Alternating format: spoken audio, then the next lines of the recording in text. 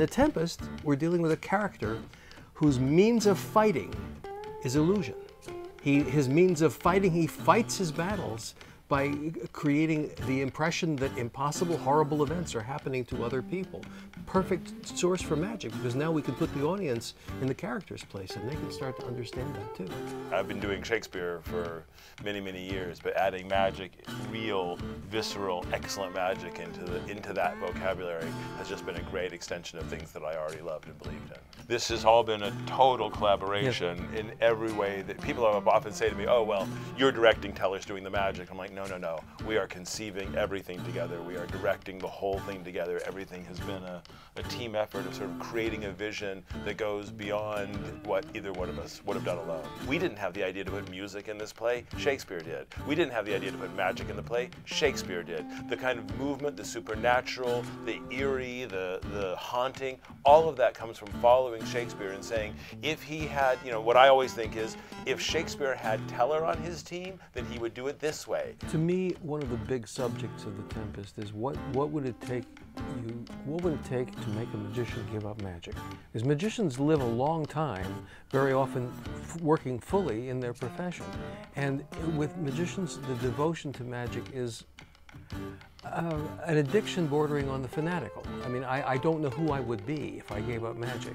I happened to be reading about Harry Willard. Harry Willard was called Willard the Wizard, and he toured the Dust Bowl during the Depression doing a traveling tent show with magic. And what was remarkable about the show was the magic was great. You know, you'd think in a tent, oh, he's just going to do junky stuff.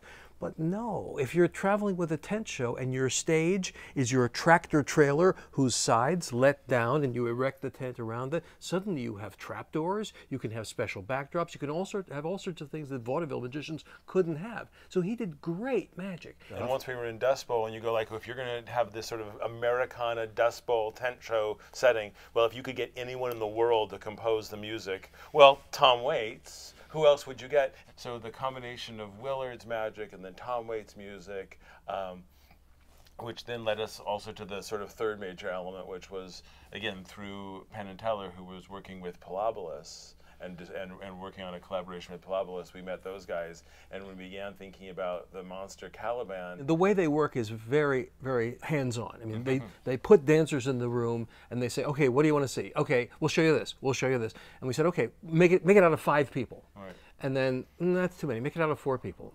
Make it out of 3. I liked 3. And then we made it out of 3, and then, but when we got to 2, suddenly they could move like one. They didn't move like 3 people cooperating. They moved like a single idea, and they moved beautifully. We have been lucky enough to get Larry Yando. When I first told people that we were doing it here, that was the question, can you get Larry Yando to do it? Which is, you know, awesome. So, yes, we got Larry Yando, and we're jumping up and down and dancing.